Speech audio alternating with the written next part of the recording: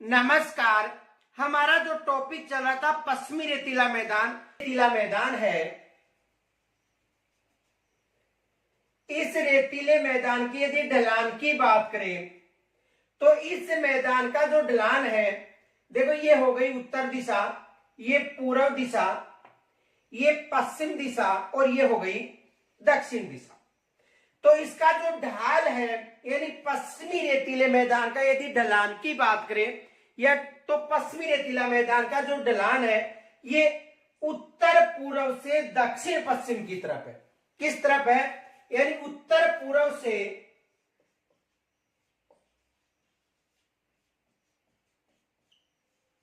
दक्षिण पश्चिम की तरफ ढाल है। यानी पश्चिमी रेतीला मैदान का जो ढलान है या ढाल है ये उत्तर पश्चिम से उत्तर पूर्व से दक्षिण पश्चिम की तरफ, ये याद रखना। यहां पर देखो ये जो पश्चिमी रेतीला मैदान है इसकी यदि बात करें तो इसकी अधिकांश नदियां किस तरफ बहकर आती हैं? इनकी अधिकांश नदियां जैसे मान लो लूनी नदी है तो लूनी नदी का बहाव क्षेत्र भी इस तरफ है।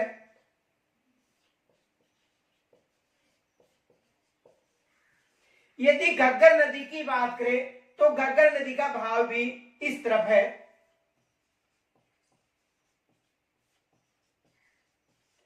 तो पश्चिमी रेतीले मैदान की बात करें तो पश्चिमी जो रेतीला मैदान है इसका ढलान पूछा जा सकता है। याद रखना उत्तर पूर्व से दक्षिण पश्चिम की तरफ है जो पश्चिमी रेतीला मैदान है इसका ढलान है। अब देखो इस क्षेत्र की बात करें और इस क्षेत्र की बात करें तो जो उत्तरी पूर्वी क्षेत्र है ये लगभग 300 से लेकर 310 मीटर औसत समुद्र तल से इसकी ऊंचाई है।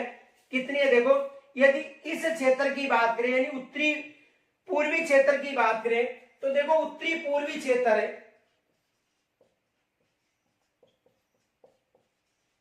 की औसत ऊंचाई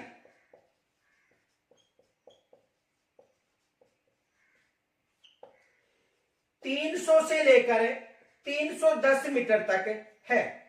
यदि उत्तरी पश्चिमी क्षेत्र की बात करें तो जो उत्तरी पश्चिमी क्षेत्र, ये उत्तरी पश्चिमी क्षेत्र हो गया, इसका उत्तरी पूर्वी क्षेत्र, ये उत्तरी पूर्वी क्षेत्र हो गया।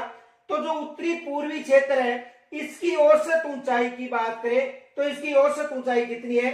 300 से लेकर 310 मीटर। यानी उत्तरी पूर्वी क्षेत्र की बात करें तो इसकी औसत ऊंचाई कितनी है? 300 से लेकर 310 मीटर। और यदि दक्षिण पश्चिमी क्षेत्र की बात करें तो इसकी औसत ऊंचाई है 150 मीटर। दक्षिण पश्चिम क्षेत्र की औसत ऊंचाई कितनी है? 150 मीटर के लगभग। ये याद रखना। दोबारा समझो, यहां से एग्जाम में देखो प्रश्न बनेगा। कैसा प्रश्न बनता है? पहला तो याद रखना कि उत्तर पूर्व से दक्षिण पश्चिम, ये उत्तर पूर्व हो गया और ये दक्षिण पश्चिम हो गया। तो उत्तर पूर्व से दक्षिण पश्चिम की तरफ इसका ढाल है किसका? पश्चिमी रेतीला मैदान का।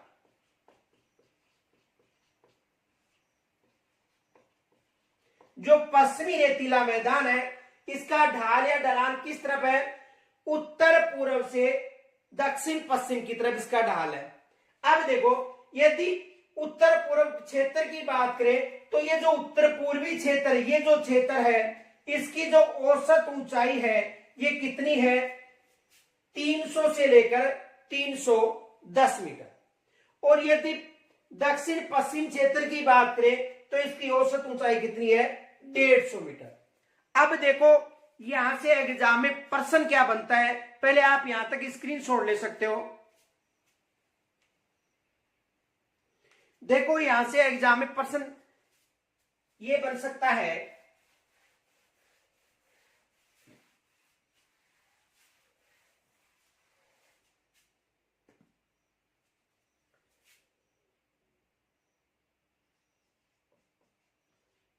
कथन और कारण को लेकर बन सकता है। कथन देखो पश्चिमी रेतीला मैदान का ढाल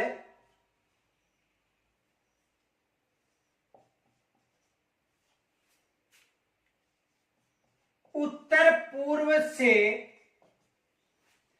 देखो पश्चिमी रेतीले मैदान का ढाल उत्तर पूर्व से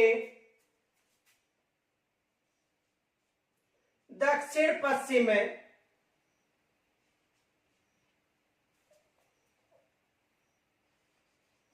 की तरफ है।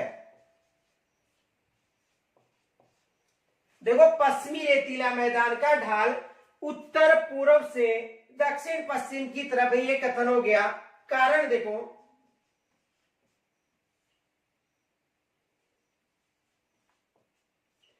इस मैदान की सभी नदियां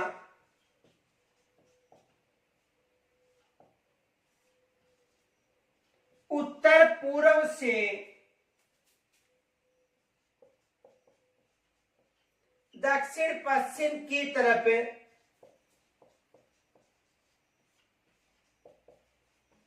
बहती है, ये इसका कारण हो गया।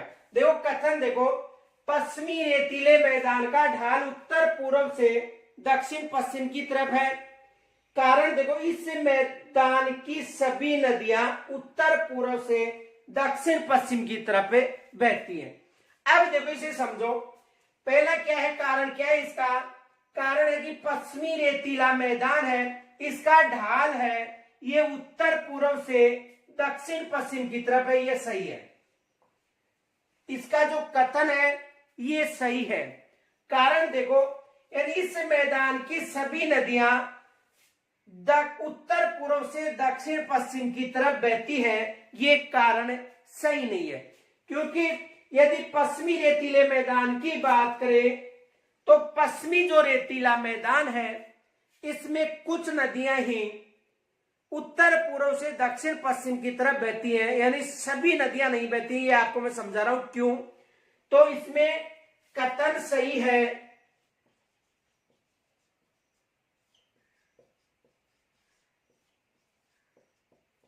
कारण गलत।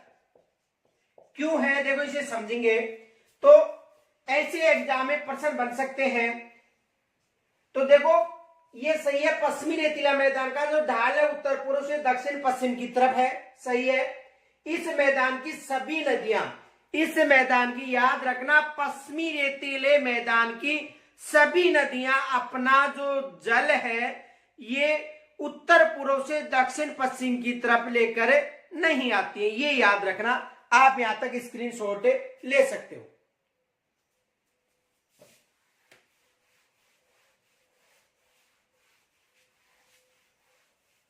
देखो पश्चिमी रेतीले मैदान की बात करें, ये पश्चिमी रेतीला मैदान है,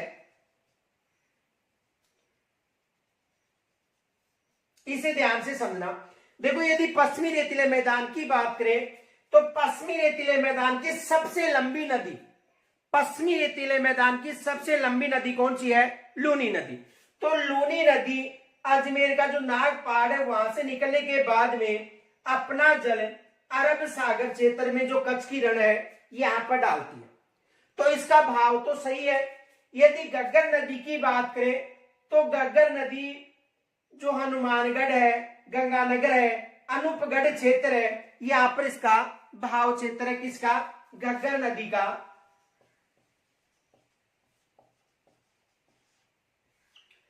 अब देखो, नागौर उच्च भूमि के कारण और अरावली पर्वत श्रृंखला के कारण खंडेला क्षेत्र से एक नदी निकलती है, यानी खंडेला सीकर से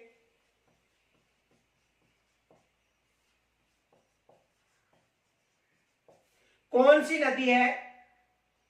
कांतली नदी।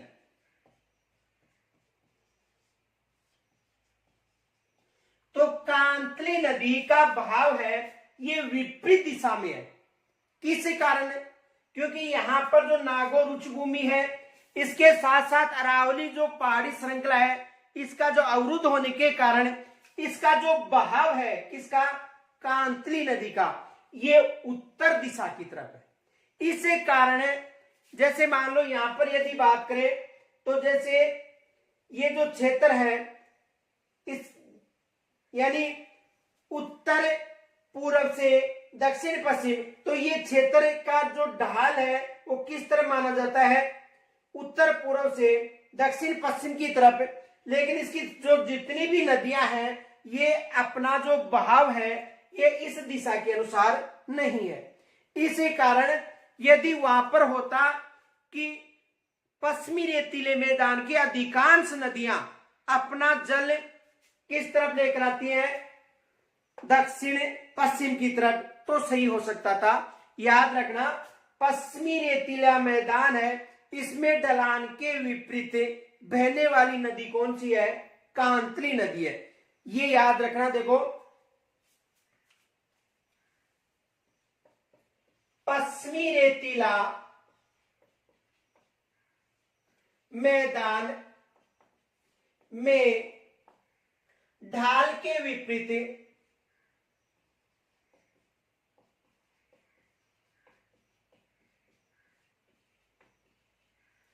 बहने वाली नदी कौन सी है, कांतली। ये याद रखना। यानी ढाल या ढलान एक ही बात है, ढाल या ढलान।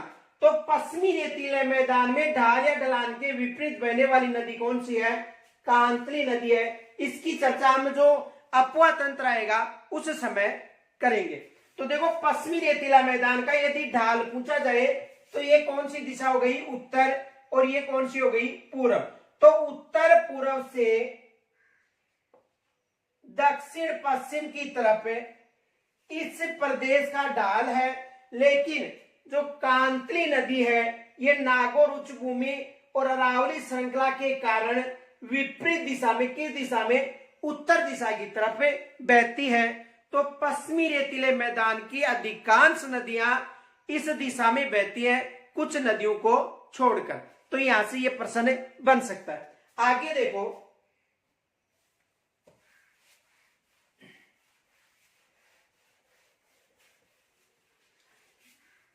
देखो राजस्थान की बात करें तो राजस्थान में जो पश्चिमी रेतीला मैदान है, पश्चिमी रेतीले मैदान में दो तरह की झीलें पाई जाती हैं। यदि संपूर्ण राजस्थान की बात करें तो संपूर्ण राजस्थान में पश्चिमी रेतीला मैदान एक ऐसा प्रदेश है या एक ऐसा मैदान है जिसमें खारे पानी की और मीठे पानी की झील पाई जाती है। बाकी अरावली पर्वत श्रृंखला, पूर्वी मैदान और दक्षिणी पूर्वी के पठार में खारे पानी की झील नहीं पाई जाती है। ये जो पश्चिमी रेतीला मैदान है यदि इसकी बात करें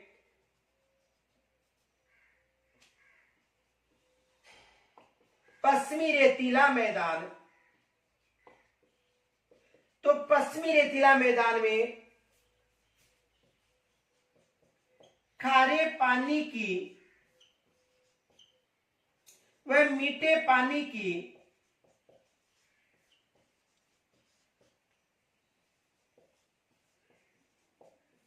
झीलें पाई जाती हैं।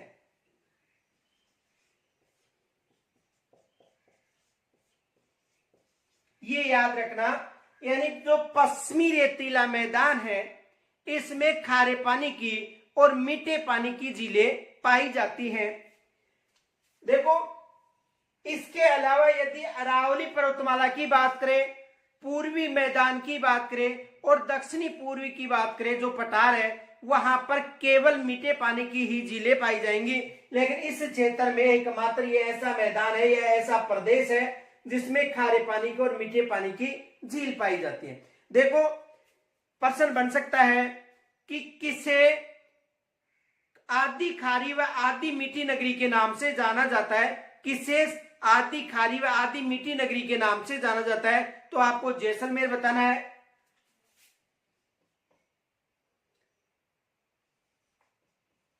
आदि खारी व आदि मीठी नगरी, तो आपको बताना है जैसलमेर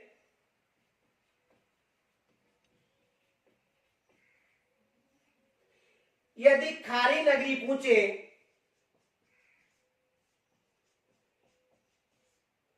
तो खारी नगरी आपको बताना है डीडवाना कुचामन।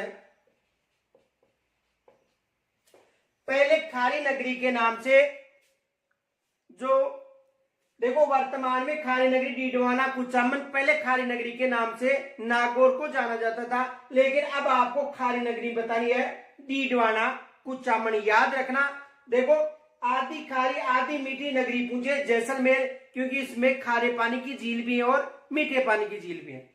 यदि खारी नगरी की बात करें तो खारी नगरी पहले जो नागौर था उसको बताया जाता था, लेकिन वर्तमान में खारी नगरी का नाम पूछे तो डीडवाना कुचामन जो जिला है इसे खारी नगरी के नाम से जाना जाता है। यदि मीठी नगरी की बात करें तो देखो मीठी नगरी के नाम से उदयपुर को जाना जाता है। और यदि आधी खारी आधी मीठी नदी का नाम पूछे, आधी खारी आधी मीठी यदि नदी का नाम पूछे तो कौन सी नदी होगी? लूनी नदी। ये याद रखना, यहां से एग्जाम में प्रश्न बन सकता है। देखो आधी खारी आधी मीठी नगरी जैसलमेर, आधी खारी जो खारी नगरी है पहले नागौर था, वर्तमान में डीडवाना कुचामन बताना है। मीठी नगरी उदयपुर को बताना है। आधी खारी आधी मीठी नगरी की बात नदी की बात करें तो कौन सी नदी बताना है? लूनी नदी, क्योंकि लूनी नदी का जो जल है ये बालोतरा के बाद, किसके बाद? बालोतरा के बाद खारा हो जाता है, और बालोतरा से पीछे इसका जो जल है ये कौन सा रहता है? मीठा रहता है। तो बालोतरा से पहले इसका जल मीठा रहता है और बालोतरा के बाद में इसका जल क्या हो जाता है? खारा। इसी कारण इसे देखो आधी मीठी आधी खारी नदी के नाम से जाना जाता है, क्योंकि बालोतरा से पीछे इसका जो जल है ये बहाव क्षेत्र में पथरीला होने के कारण इसका जो बहाव क्षेत्र है तो बालोतरा तक पथरीला चट्टानी क्षेत्र है, तो वहां पर इसका जल मीठा रहता है। बालोतरा के बाद में इसका जल क्या हो जाता है? खारा हो जाता है। इस कारण लूनी नदी को आधी खारी व आधी मीठी जो नदी है इसके नाम से जाना जाता है। तो आपको समझ में आ गया होगा कि पश्चिमी रेतीला मैदान एकमात्र ऐसा मैदान है जिसमें खारे पानी की व मीठे पानी की झील पाई जाती है। इनकी चर्चा जो खारे पानी की झील जो मीठे पानी की झील है इनकी चर्चा जो झील के टॉपिक आएगा उसमें कराई जाएगी। तो यहां पर खारे पानी और मीठे पानी की एक समझ में आ गया होगा आपको। दूसरा देखो आधी खारी आधी मीठी नगरी जैसलमेर बताना है, क्योंकि जैसलमेर में खारे पानी की झील भी है और मीठे पानी की भी। और खारी नगरी विशेष याद रखना, यहां से एग्जाम में प्रश्न बनने की संभावना है। खारी नगरी पहले नागौर थी, वर्तमान में डीडवाना कुचामन होगा। तो यहां तक समझ में आ गया होगा, आप स्क्रीनशॉट ले सकते हो।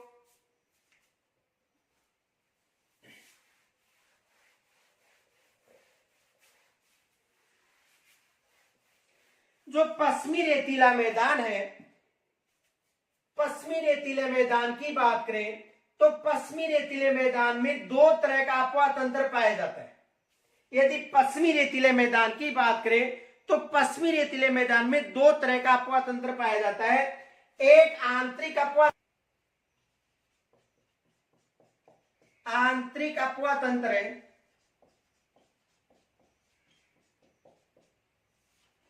वह अरब सागरीय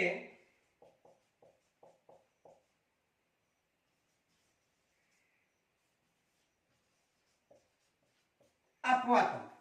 तो पश्चिमी रेतीला मैदान है, इसमें दो तरह का अपवा तंत्र पाया जाता है, एक आंतरिक और एक अरब सागरीय।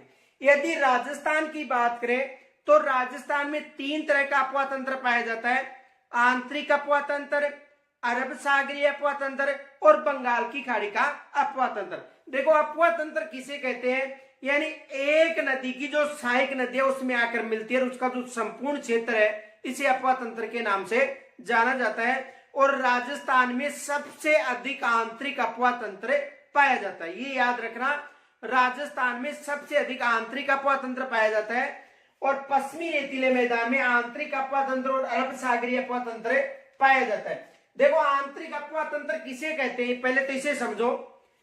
पहला प्रश्न बन सकता है कि पश्चिमी रेतीले मैदान में सबसे ज्यादा आंतरिक अपवा तंत्र पाया जाता है।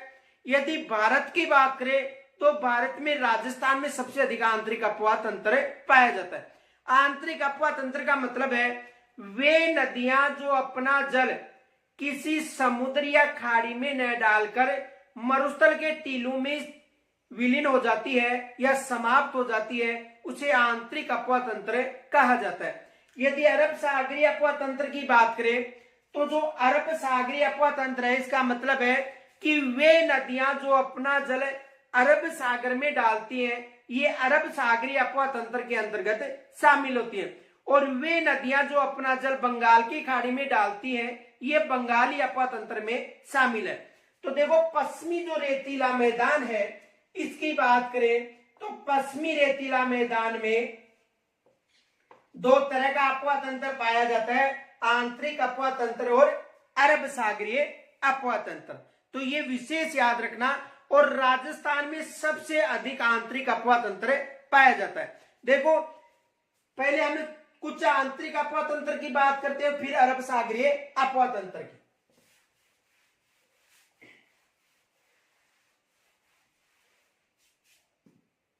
यदि आंतरिक अपवा तंत्र की बात करें तो देखो आंतरिक अपवा तंत्र में एक नदी है घग्गर नदी।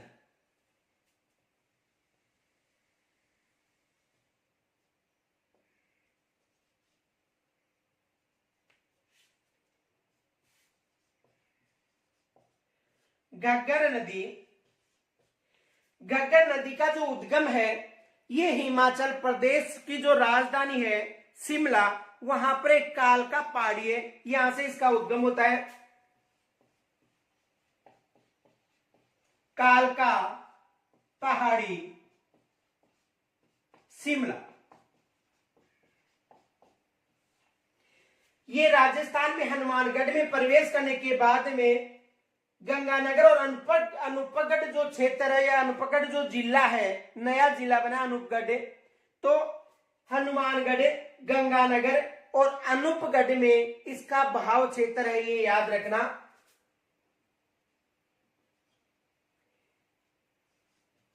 हनुमानगढ़, श्री गंगानगर, अनूपगढ़, इसमें इस नदी का बहाव क्षेत्र है। यदि इस नदी में भारी वर्षा होती है तो ये अपना जल पाकिस्तान तक ले जाती है। पाकिस्तान का जो पोर्ट अब्बास क्षेत्र है यहां तक इसका जल चला जाता है। तो देखो एक तो आंतरिक अपवा तंत्र की बात करें तो घग्गर नदी आंतरिक अपवा तंत्र की राजस्थान की सबसे लंबी नदी है। देखो इसकी विस्तृत चर्चा नहीं करेंगे, इसकी जो विस्तृत चर्चा है ये जो हमारा अपवा तंत्र का टॉपिक आएगा उसमें करेंगे, आपको समझाने के लिए बता रहा हूं।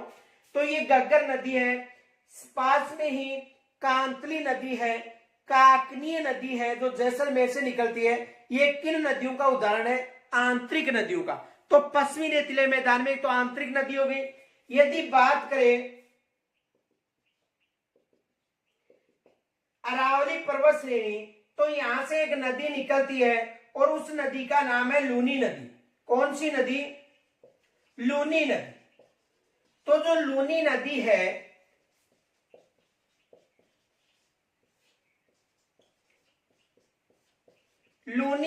है ये पश्चिमी राजस्थान की या पश्चिमी रेतीले मैदान की सबसे लंबी नदी है, ये याद रखना। तो पश्चिमी रेतीले मैदान की सबसे लंबी नदी कौन सी है? लूनी नदी। और अपना जल कहां पर डाल रही है? अरब सागर में।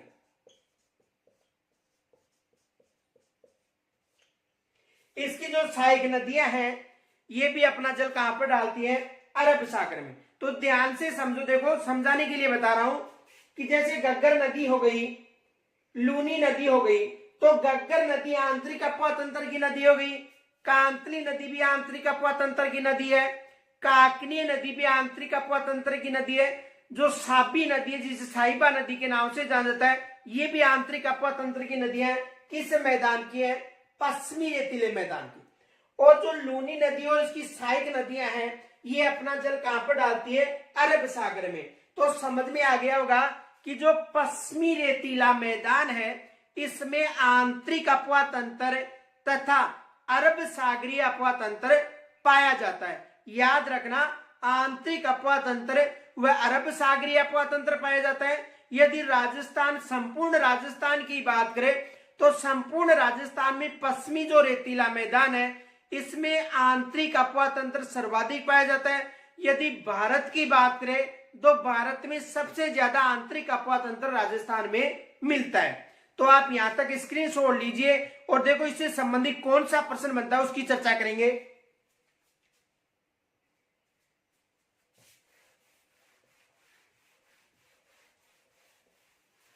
देखो ध्यान से समझना, कथन और कारण का प्रश्न बन सकता है। यदि कथन की बात करें,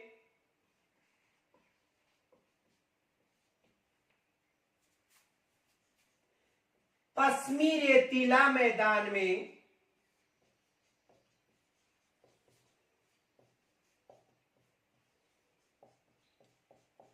आंतरिक व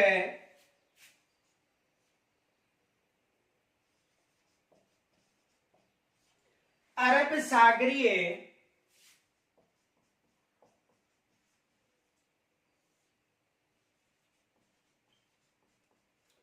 अपवा तंत्र पाया जाता है।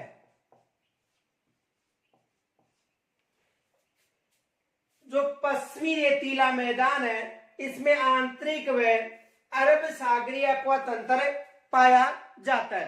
कारण देखो,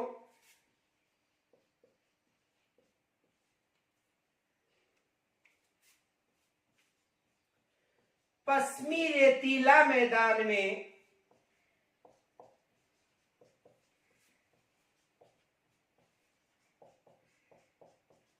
आंतरिक अपवा तंत्र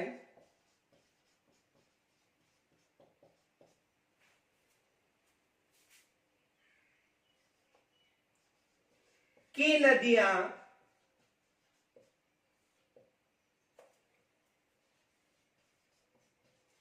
पूर्वी मैदान से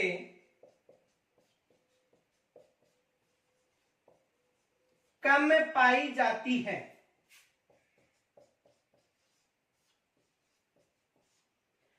देखो, पश्चिमी रेतीले मैदान में आंतरिक व अरब सागरीय अपवा तंत्र पाया जाता है।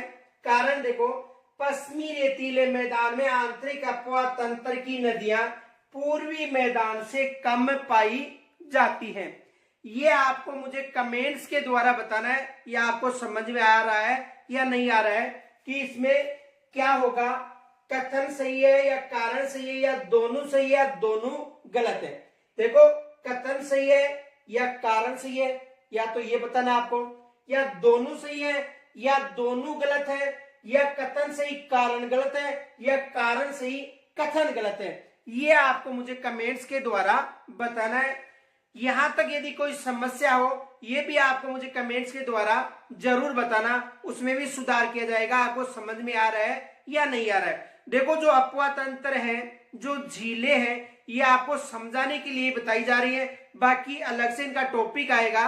जो अपवा प्रणाली है, राजस्थान की जो झीलें हैं जिसमें खारे पानी और मीठे पानी की है जो जलवायु है, ये यहाँ पर केवल समझाने के लिए बताया जा रहा है। बाकी इनकी विस्तृत से अलग से चर्चा की जाएगी, क्योंकि जो पश्चिमी रेतीला मैदान है ये विविधताओं वाला मैदान है। यहाँ पर खारे पानी और मीठे पानी की भी झीलें पाई जाती हैं।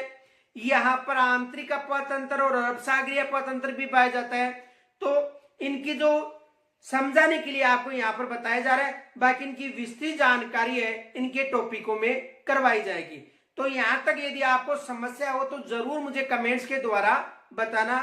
नमस्कार, जय हिंद।